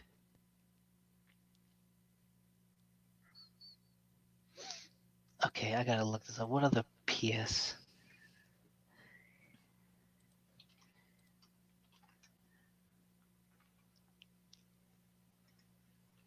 Ooh, nice. AC Ray found $100 one. There you go. Which You one? thought you had nothing. He said, "Rad Robot Alchemic Oh. Drive." I've heard of that one, but I do not have it. Oh, okay. One called Wild 9 is going for about $7.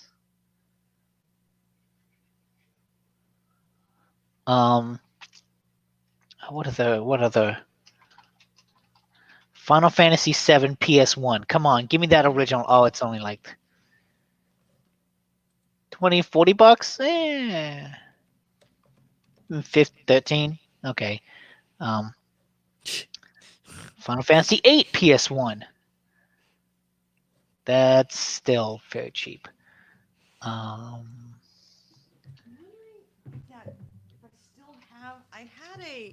There was a video game that was like more like an art piece that was made by Peter Gabriel. That was one of the first games I got into right after Phantasmagoria.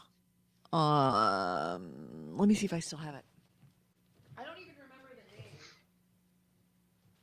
Oh shit, Parasite Eve. That's not a game I have because I rented it. Oh, but I could also just get it for $14. That's scratched and missing manual though. Okay. Yeah, Parasite Eve. That's $30. Parasite Eve 2 is weirdly worth more. No, I guess I got rid of it. What are other old Squaresoft games?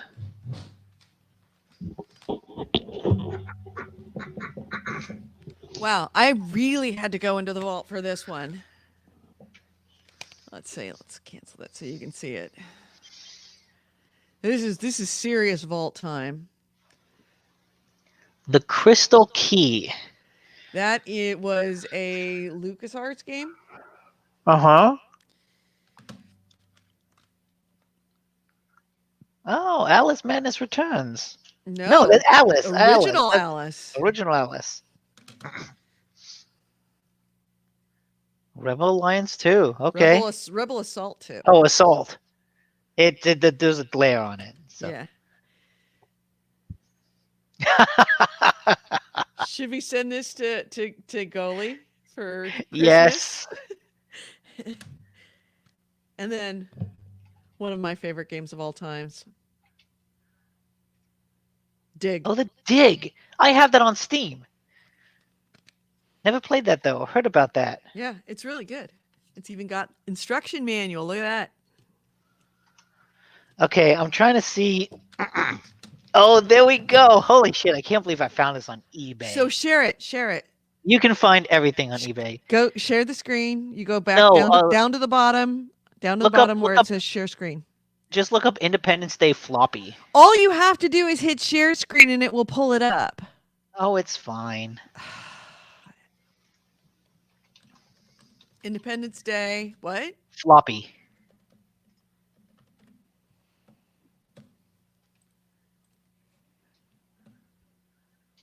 That first item. This one? Yes. I played those a lot. Those are floppy disks that came with action figures. Oh, God.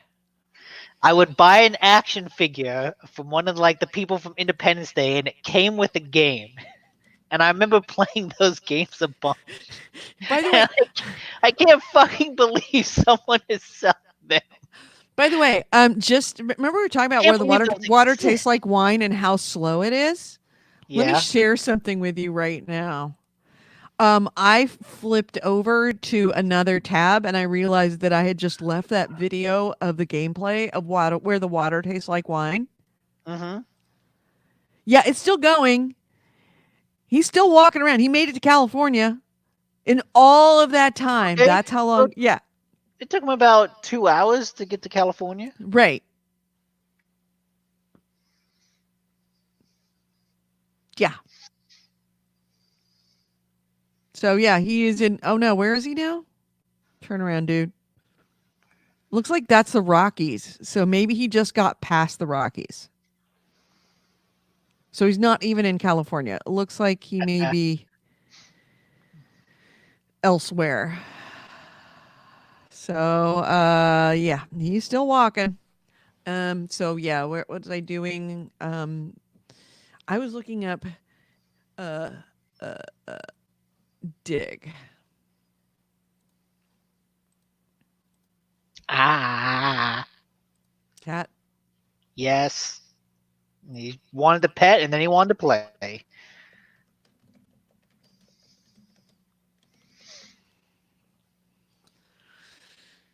Uh, Well, that's an impressive amount of money for something that old.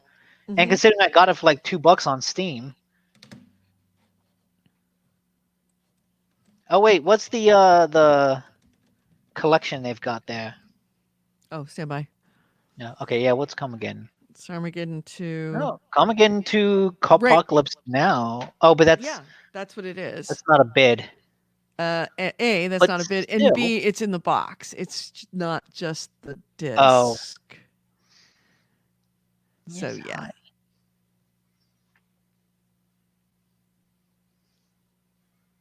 It jewel case. Yeah, no, it's nothing. Okay. Oh! I've got one that you can look up. I'm very curious about. I'll wait till you after you do this.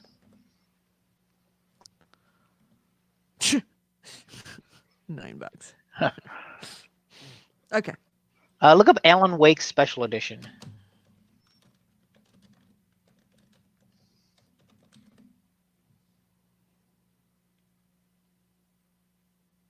Is it sealed? No, Mm. nothing I have is sealed. I play my shit. Yeah, $80. Well, that's what they're asking. None of them have bids.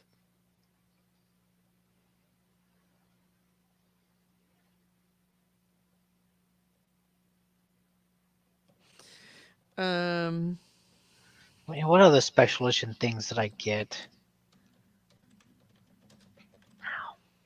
Who was American McGee before he made Alice? Because he made a big deal like he was somebody special.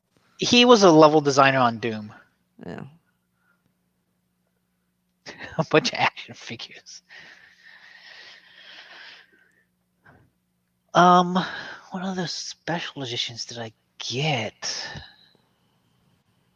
$10.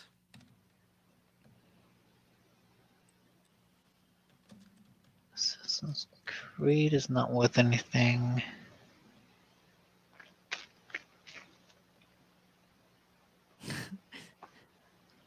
$4.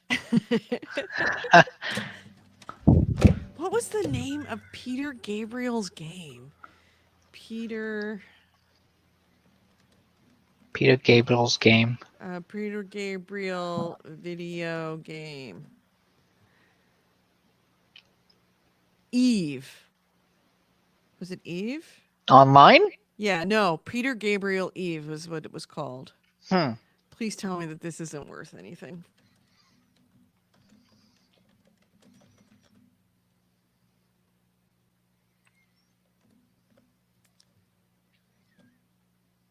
$10. Okay, good. Whew. I would have been pissed. Because I'm sure I've sold some stuff that's probably worth something, but Oh, what was this game? Oh, I don't remember what it was called.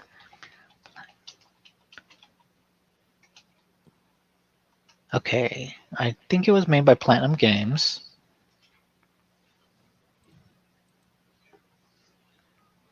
Try to look up a list of their stuff. Look up Anarchy Reigns for 360.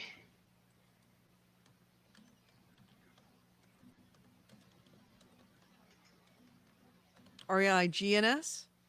Yeah. Yes. Oop, sorry. Okay. That's nothing. That was another one that I heard got discontinued for some reason or another and thought about buying it, but never did. Right. Look up Lost Odyssey Oh on God, 360. I know that's a cult classic. No, that's Lost Planet. Lost Oh, there's Lost Odyssey. Odyssey. Oh, yeah, it's $16. Okay.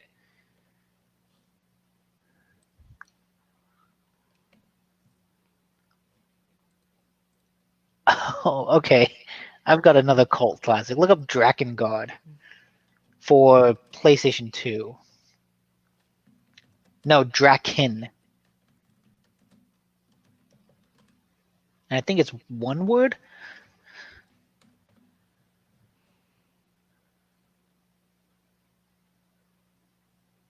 $35. Okay, that was 30 one Vince 35 bucks. had. What's That was what one my people are brother had. asking. I am not seeing any bids on any of these. Yes, but still, just the general asking price is still something to look at.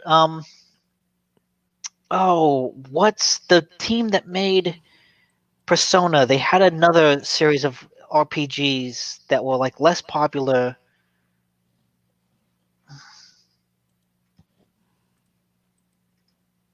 Uh, P- who developed Persona? Atlas.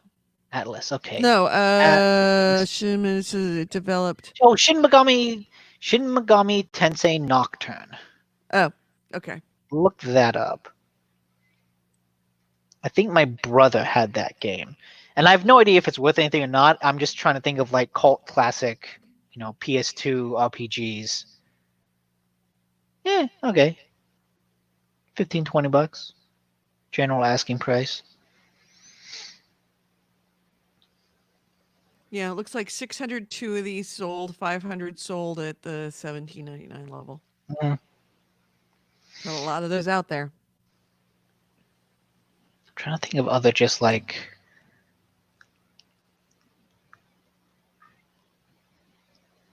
Okay, I should go. I should At go this too. point, I at have to this eat. point, yeah, tonight I'll probably go digging through my games to see if I have Haunting Ground, and I don't think I do because I'm really disappointed about that. Oh, that would be Just sad. because I remember that being like an interesting game. Well, you can always buy it for $150. I don't know if it's that interesting. Hmm. All right. So, everybody who was just totally bored by us dinking around at the end of the broadcast, thank you for sticking around. I don't know if anybody's in here. No, there's 3 people here still. All right, good. Yeah, But yeah, and AC Wraith was here. AC Wraith just learned that he has $100 game. yeah, there you go. He found Rad. There you go. Mhm. $100 game. He says it's a mecha kaiju fighting game with difficult controls and lots of collateral damage. You can actually drive your best friend to suicide by constantly having their buildings destroyed. Oh, just to see if it's still kept its worth, look up Steel Battalion. Yeah, I was about to do that.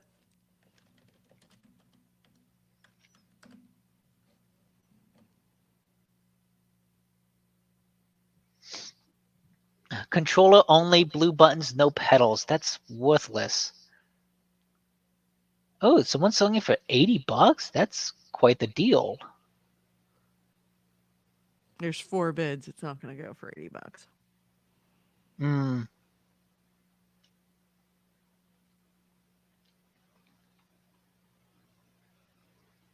Okay, so that one looks like it's worth like $100 at least. Yeah. By the way, showed you about that video game museum over in Oakland that they've got a Steel Battalion cage. Oh yeah, yeah. Yeah, we got to go do that sometime. Mm-hmm. I wouldn't mind doing that over the holidays. Hmm. That would be cool.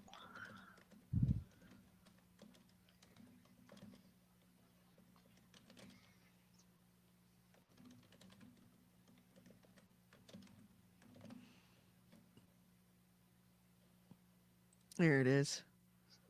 The Maid. The Maid. There it is, right there. That's cool.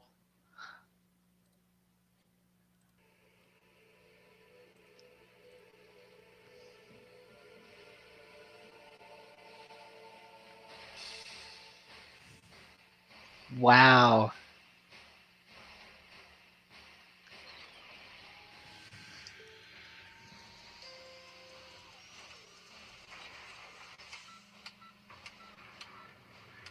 Know what they need? They need to put this thing in one of those gyroscopic Mm-hmm. rotating things so that when you turn, it turns. When it goes down, you flip over. That would be fantastic. Imagine being in a thing that when you got knocked down, it actually went like horizontal. You know what? I'm gonna get rich. I'm gonna win the lottery, and I'm gonna make one of those.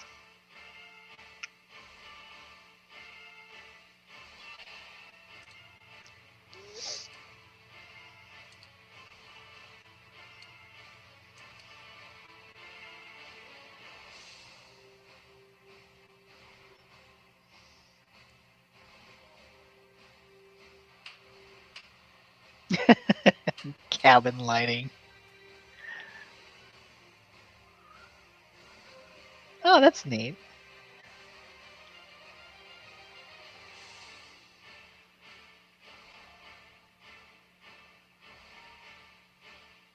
Oh, that's cool. They got an actual rumble seat.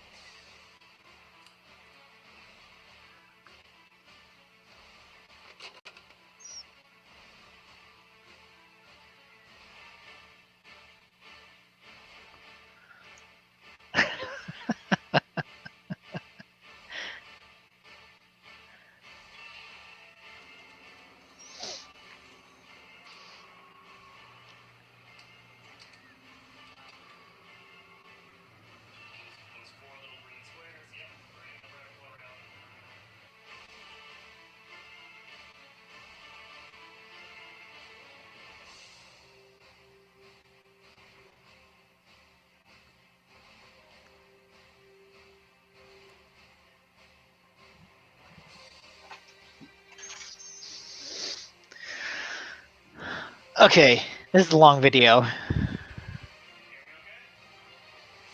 No, don't jump up. I gotta say, that's pretty freaking awesome. That is. So let me get the Okay. audio off of this thing. All right. All right. So, um, I guess that's it. Everybody Yep. who's still in here, still three of them. I'm surprised. You guys are hardcore. All right, I'm going to go eat and have a life, and I will talk to you guys next week. Thank you for joining us for our long, silly podcast, especially the podcast at the end of the podcast. The dome. Let's look through.